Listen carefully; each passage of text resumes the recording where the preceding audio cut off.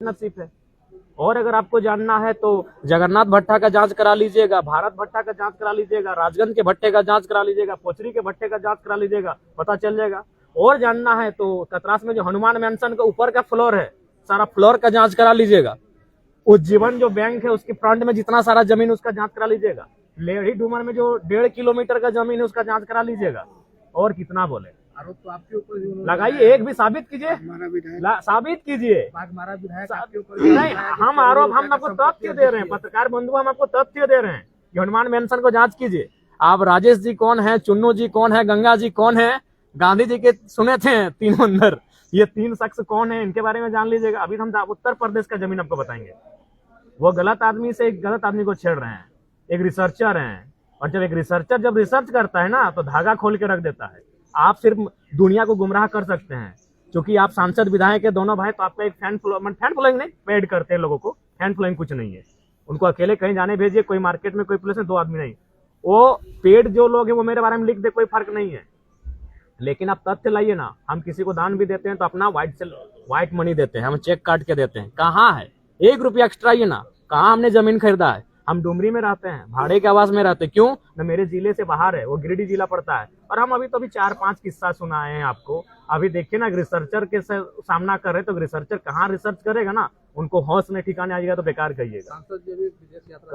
वह उनकी यात्रा मंगलमय हो। मुझसे, मैं उनसे व्यक्तिगत मेरी कोई लड़ाई नहीं है, बिल्कुल मैं उनका आज भी बड़ा भाई मानता हूं। लेकिन गलत नीतियों की मैं आलोचना करूंगा। एक और जहां गरीबी का और अमीरी के बीच खाई उत्पन्न हो रही है, एक और हम जहां शिक्षा के अभाव में पढ़े लिखे नौजवान दम तोड़ रहे हैं, एक और जहां स्वास्थ्य के अभाव में प्रतिदिन हजारों लोगों की जानें जा रही हैं, और उसी देश में कोई सांसद, कोई विधायक, कोई ब्यूरोक्रेट अगर हजारों करोड़ की बेनामी संपत्ति रखेगा तो मैं सवाल करूंगा। बिल्कुल उनको मैं बड़ा भाई मानता हूं, लेकिन मैं सवाल करूंगा और सवाल का जवाब उनके पास नहीं। अगर है तो आप रिसर्च करें, मैं आपको तथ्य दे रहा हूं। जाइए लेढ़ी डूमर का वो जमीन देखिए। अभी तो पलमा भी जा रहे हैं, पलमा भी रिसर्च करने जा रहे हैं कि पलमा में भी जमीन का मामला हमारे संज्ञान में आया है। उसके बाद वो क्या कह रहे हैं, बागमारा जो विधायक है वो कह रहे हैं कि कोयला का गाड़ी जितना पार हो रहा है डुमरी में, आप लोग आंदोलन किए, ठीक है, सेटिंग हो गया। नहीं, कोई सेटिंग नहीं हुआ। ठीक है, अगर आखिर हम पैसा तो लेते होंगे, कहाँ इन्वेस्ट किए? घर, मेरा घर वही हाल है, मेरा वही खपरे का घर है, हम कहाँ इन्वेस्ट किए? आज मेरे घर के लोग उसी हाल में जीवन यापन कर रहे हैं। आज जरा महतो उसी हाल में जीवन यापन कर रहा है। एक वो गाड़ी में हम घूम रहे हैं, कहाँ इन्वेस्ट कहाँ किए? ठीक है, मेरे इर्द गिर्द जो रहते हैं, मेरे दोस्त रहते हैं, उनके पास भी अगर उनका जीवन भी अगर एकाएक चमक जाता तो आप कहते हैं हम इन्वेस्ट कहाँ कर रहे हैं या क्या कर रहे हैं? उसको मैंने मिट्टी के नीचे हम छुपा के रख रहे हैं क्या? पैसा कानून जो लागू हुआ उसमें चीजें समाहित हो रही है क्या? देखिए, पैसा में अभी बहुत सारे पेच हैं, उन पेचों को सरकार को दुरुस्त करने की आवश्यकता है। पैसा, जिस उम्मीद के साथ पैसा को लागू करना चाहिए, उन उम्मीदों पे पैसा खरा नहीं उतर पा रहा है। इसको हमें लगता है कि समीक्षा करनी चाहिए राज्य सरकार को। भगवान विधायक बोलते हैं कि पिछले दरवाजे से जाते हैं। कौन सा पिछला दरवाजा? हम जहां जाते हैं सामने के दरवाजे जाते हैं। प्रमाण करे ना, वो प्रमाण करे। एक भी हमने तो नाम लिया, लेढ़ी डूमर का जमीन का हम नाम ले रहे हैं, हम हनुमान मैंसन का नाम ले रहे हैं, हम 3 लोगों का नाम लिए। हम अभी उत्तर प्रदेश का जमीन का डिटेल आपको देंगे, वो बताए ना। जयराम महतो तो कहाँ है? वो मेरा बपोती संपत्ति है 4 एकड़ 87 डिसमिल, उसके बाहर बताए, कोई बताए हमको? कोई भी बताए। या मेरे साथ रहने वाले संजय का फरजान जी, दीपक जी हैं, बताए कि इनका भी ग्रोथ हुआ, बताए।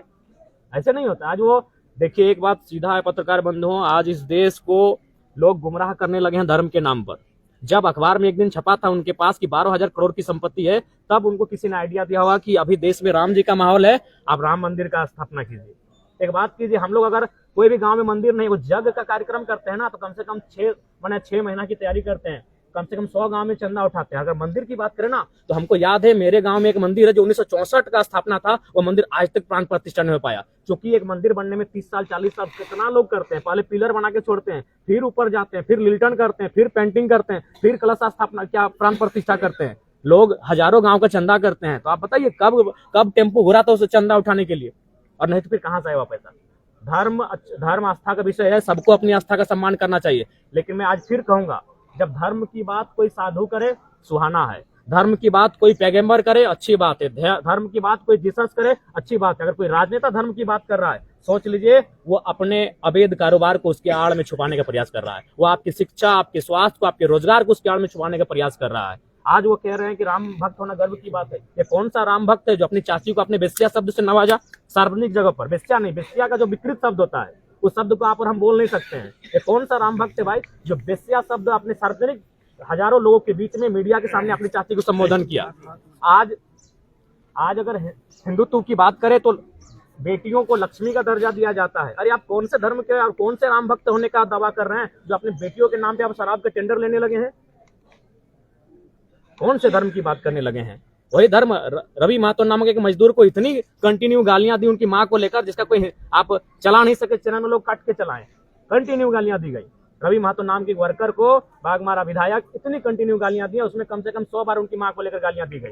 और आप वही बोले तो अगर अपने अपराध को ढकना है आज की डेट में तो भगवान राम जी का नाम लीजिए। और जनता भी, कार्ल मार्क्स ने ऐसे 150 साल पहले कहा था कि धर्म को लोग अफीम की तरह इस्तेमाल करेंगे, और बिल्कुल आज के राजनेता धर्म के नाम पर उसको अफीम से भी खतरनाक इस्तेमाल कर रहे हैं। उनके सोचने की शक्ति को शून्य कर दे रहे हैं बिल्कुल। और अगर वो इतने बड़े राम भक्त है तो मैं उनसे पूछूंगा कि खाली बता दे कि रामचरितमानस को किसने लिखा है और मूल रामायण को किसने लिखा है और कब की तारीख में लिखा है, और एक दोहा सुना दे। राम भक्त है ना भाई। मैं दोनों भाइयों को जो अपने अवैध कारोबार को राम जी के आड़ में छुपाने का प्रयास कर रहे हैं, अपने एक धार्मिक माहौल में अपने अवैध कार्यों को छुपाने का प्रयास कर रहे हैं, मैं उन्हें सीधा आपके माध्यम से चुनौती देता हूं, एक पंक्ति सुना दे रामचरितमानस या रामायण का, और ये भी बताना कि रामायण वाल्मीकि जी ने कौन सा किताब लिखा है और गोस्वामी तुलसीदास जी ने कौन सा किताब लिखा है, यही तो बता दे वो, और कौन साल में लिखा है, अनुमानित किस साल में लिखा, क्योंकि उस समय का एग्जैक्ट डेटा किसी के पास नहीं है। अनुमानित होगा कि भाई इस सदी में, इस सदी के मध्य में लिखा गया है या फिर इस दशक में लिखा गया है। वो सिर्फ साल बता दे कि गोस्वामी तुलसीदास जी ने कौन सा किताब को लिखा है और महर्षि वाल्मीकि ने कौन सी किताब को लिखा है। सांसद जी के घर में सांसद विधायक तो है, अब मेयर की भी तैयारी कर रहे हैं। वो यही हाँ। अब राम जी को और एक बात, राम जी ने पूरे राजपाट का त्याग कर दिया, वो बागमारा का त्याग नहीं कर पाए। वो 6 विधानसभा यानी सांसद बन चुके थे और वो बागमारा का त्याग नहीं कर पाए और कह रहे राम भक्त हैं। जी नहीं, राम भक्त आज के दौर में जो त्याग कर सके उनकी तरह, जो उनकी तरह मर्यादित हो सके, जो उनकी तरह आचरण रख सके, वो राम भक्त है। जो उनके नाम पर अपने काले कारनामों को ढकने का प्रयास करे, गलत बात है। राम जी को भी आज लोग मोहरा बना रही है। बहुत दुख की बात है कि धर्म को लोग मोहरा बना रहे हैं और भोली वाली जनता उसमें उलझ जा रही है।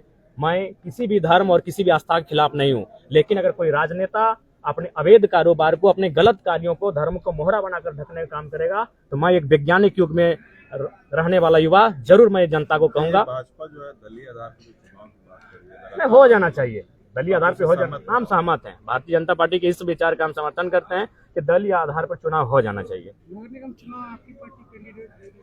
देखिए, निसंदेह नगर में हमारी जो परिस्थिति है वो ठीक उतनी नहीं है, लेकिन हम लोग प्रयास करेंगे। कहीं ऐसा भी होगा कोई अच्छे कैंडिडेट होंगे, उनका हम लोग समर्थन भी कर सकते हैं। वो किसी भी दल से होगा, वो किसी भी विचारधारा से होगा। हम लोग चाहेंगे कि भाई अगर ना जहां हमारी पहुंच नहीं होगी वहां हम लोग समर्थन भी करेंगे, जहां हम ठीक ठाक होंगे वहां चुनाव लड़ेंगे भी। और आज मैं आपके माध्यम से ये भी कहूंगा, जो उनके समर्थक हमारे खिलाफ कर रहे हैं वो हमारा खिलाफ कर सकते हैं इसलिए क्योंकि उनको पेड किया जाता है, लेकिन जिस दिन उनका कोई ममेरा भाई स्वास्थ्य कारणों से अगर उसके साथ कुछ अनहोनी घटना घटेगी, वो खुद याद करेगा कि यार मेरा भाई 10,000 रुपए के चलते उसे अपना स्वास्थ्य गंवाना पड़ा और वहीं हमारे सांसद के पास हजारों करोड़ रुपए कहाँ से आए।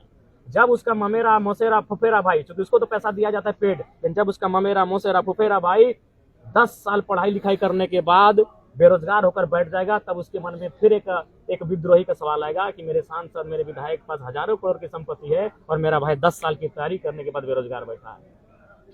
धन्यवाद।